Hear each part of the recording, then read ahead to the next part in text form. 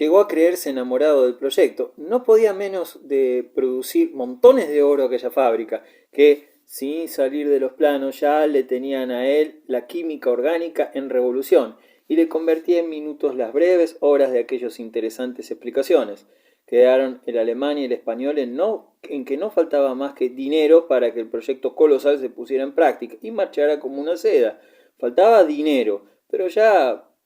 aparecería. Entre tanto, Nepomuceno insinuó en el ánimo del padre e hija la necesidad de acoger con benevolencia la habilidad de corazón que él dejaba entrever discretamente. Marta, en vez de repugnar la confusión implícita de aquella pasión, que no sería ella quien la calificase de senil, en vez de rechazar las veladas galanterías del nuevo amigo de su padre, le daba a entender con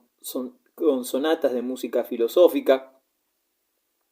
reposada y trascendental, que ella, a pesar de las apariencias, daba poca importancia a lo físico, despreciaba la acción del tiempo sobre los organismos y atendía directamente al elemento eterno del amor, que nunca es machucho.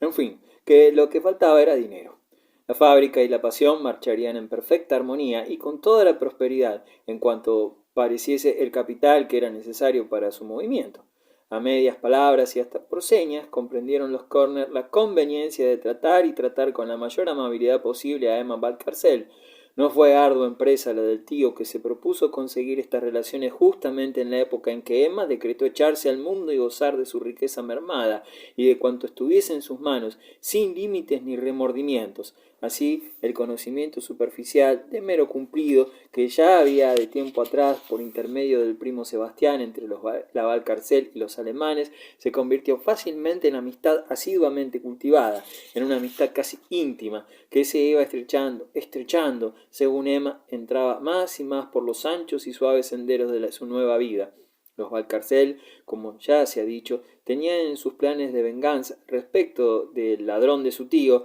la idea de corromper a Marta después de casada con Nepomuceno. Le encontraba a ella muchísima gracia a la ocurrencia, por eso se prestó gustosa a estrechar relaciones con los Körner. Lo que no podía calcular era que Marta le iba a entrar por el ojo derecho y a conquistar su afecto extremoso con la seducción singularísima de su intimidad mujeril, nerviosa, llena de novedades, picantes y pegajosas para la pobre Emma, cuya depravación natural no había tenido hasta entonces ningún aspecto literario ni romántico tudesco.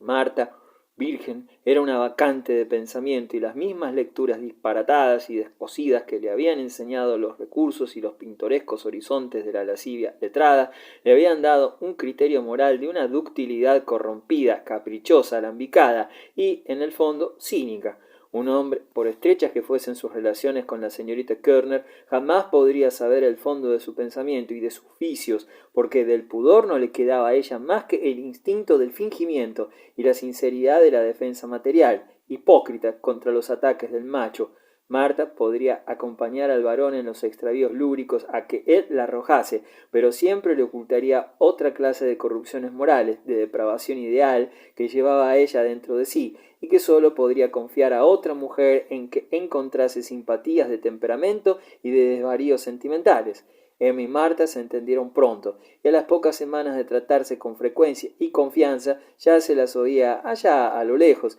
en el gabinete de la Valcarcel, reía carcajadas, con risas histéricas, y cuando se presentaban a los hombres, a Nepomuceno, Corner y Bonis, después de estas alegres confidencias, llenas de secretos y malicias, sonreían con sonrisas que eran señas y burlas mal disimuladas de los santos varones, que eran incapaces de penetrar los misterios de la amistad retozona y llena de cuchicheos de la española y la tudesca. Marta hacía alarde de tener un carácter complicado, que el vulgo no podía comprender. Hablaba mucho de la moral vulgar, por supuesto, cuando trataba con personas que ella creía capaces de entenderla. Su alegría, su afán de jugar, saltar, levantarse de noche en camisa para dar sustos a las criadas, correr por la casa y volverse al calor del lecho, palpitante de emoción y voluptuosidad jarronera, eran, en contraste, una antítesis, decía ella, de su exquisita sensibilidad del clair de lune que llevaba en el alma. Bueno, peor para los necios que no eran capaces de entender estas contradicciones. Era católica, como su padre, y afectaba haber escogido la manera devota de las españolas como la fórmula que ella había soñado, como si su alma hubiese sido española en religión antes de aparecer en Alemania. Una nota nueva, sin embargo, tenía en su opinión su religiosidad, la nota artística, que no encontraba en la dama española. Marta, entusiasta del genio del cristianismo, lo entendía a su modo, lo mezclaba con el romanticismo gótico de sus poetas y novelistas alemanes, y después, todo junto, lo barnizaba con los 100 colorines de sus aficiones a las artes decorativas y del prurito pictórico. Aunque enamorada de la música, amaba el color por el color y daba suma importancia al azul de la Concepción y al castaño oscuro de Nuestra Señora del Carmen. Hablaba ya de la Capilla Sixtina, conversación inaudita en la España de entonces, y de las maravillas que había ella visto en Florencia y otras ciudades de Italia, por donde había viajado con su padre. Lo que no confesaba Marta era que su afición más sincera, más intensa, consistía en el placer de que le hicieran cosquillas en las plantas de los pies particularmente, debajo de los brazos, en la espalda, en la garganta. Se las había hecho muchas personas, hombres inclusive, pero en cuanto a las plantas de los pies, es claro que sólo de tarde en tarde conseguía encontrar quien la proporcionase ocasión de gozar de aquellas delicias, alguna criada con quien había intimado, alguna amiga aldeana, y ahora Emma, de quien a los 2 meses de trato había conseguido este favor sibarítico que la Valcarcel, muerta de risa, otorgó gustosa. Ella también quiso probar aquel extraño placer que tanto apasionaba a su amiga, pero no le encontró gracia, y además no podía resistir ni medio segundo la sensación que la excitaba en balde. En el alma fue donde se dejó hacer cosquillas. Emma, por las sutilezas psicológicas y literarias de su amiga, qué cosa supo por aquella mujer. Había en el mundo, sin que lo sospechara Emma, 2 clases de seres, los escogidos y los no escogidos, las almas superiores y las vulgares. El toque estaba en ser alma escogida superior, en siéndolo ancha Castilla, ya no había moral corriente, vínculos sociales ni nada, bastaba con guardar las apariencias, evitar el escándalo. El amor y el arte eran soberanos del mundo espiritual y el privilegio de la mujer ideal superior consistía en sacar partido del arte para el amor. La mujer hermosa, sentimental, poética y diletante era el premio del artista y el placer de premiar al genio más sublime que Dios había concedido a sus criaturas. Marta, aún muy joven, había sido novia, en Sajonia, de un gran músico, un especialista en el órgano, y a un pintor que imitaba a Rembrandt le había otorgado favores de índole íntima, familiar, aunque es claro que sin menoscabo de la virgindad material, que tenía que estar reservada para el Filestín, así decía, con quien no tendría inconveniente en casarse, porque era necesario ser rica. No por nada, sino por poder satisfacer las necesidades estéticas, que cuestan caras, toda vez que en la estética entraría el confort, los muebles de lujo, el arte, el palco en la ópera, si la hay, etcétera, etcétera. Su ideal era casarse con un hombre ordinario, muy rico, y proteger con el dinero de aquel ser vulgar a los grandes artistas, reservando su amor para uno o más de estos, porque también era una vulgaridad la constancia unipersonal. Como Marta leía muchos libros de literatura española antigua, cosa de moda entre los literatos de su tierra, ponía por modelo de su teoría a la mujer del celoso extremeño, que sin cometer lo que se llama cometer adulterio, había dormido abrazada al gallardo Loaiza, sin pecar, sino con el pensamiento. El celoso extremeño había sido tan noble que se había muerto dejando a su esposa toda su fortuna, y él encargó de casarse con su amante. Pero, como los maridos modernos y de la impura realidad no eran tan generosos como Carrizales, lo que debía hacer la mujer superior era sacarle el jugo carismático al esposo lo más pronto que pudiese. Todo esto, dicho de muy diferente manera, pero en forma pedantesca siempre, se iba metiendo por el deseo de Emma, la cual, por cierto cansancio del organismo y depravación moral sutil y retorcida que era el fondo de su alma, hallaba un sabor superior en toda delicia en las aventuras en que superaban la malicia y el engaño al placer material, conseguido como resultado de las artimañas. Engañar por engañar era lo mejor. Sin embargo, reconocía que debía de ser manjar de los dioses el tener relaciones con un hombre superior, como un artista, por ejemplo, con un barítono tan guapo y famoso como el celebrado Minghetti. No se lo negó Marta, quien, confidencia por confidencia, recibió con gusto y con amplio criterio de benevolencia el secreto de Emma relativo a sus coqueterías con el barítono de la compañía tronada. En el fondo, la alemana compadeció a su amiga, pues si bien había ella misma contemplado sin enojo una y otra vez el buen talle y el calzón ajustado del rey, no importa cuál, en tal o cual ópera del rey Minghetti, no veía por dónde se podía clasificar a tan bien formado cantante en la categoría de los hombres superiores y verdaderamente artistas, pero no había que ser exigente. Ella, es claro, que estaba por encima de tales aficiones. Su prurito, aparte del de las cosquillas, era escribir cartas entusiásticas y confidenciales a sus autores predilectos. Unos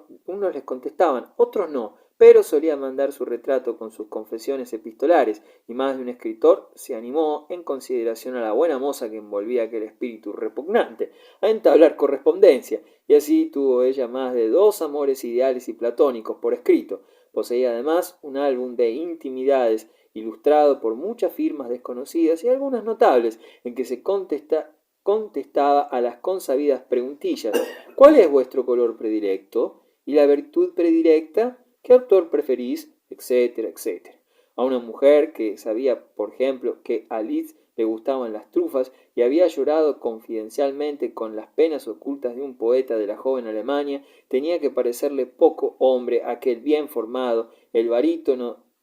aunque bien formado, el barítono de la compañía de Mochi, el cual, acompañado de Serafina y del barítono, entraba en el salón cuando acababa de cantar una romanza italiana, un aficionado de la localidad, de oficio relojero y tenor suprasensible, como le llamaban los chuscos,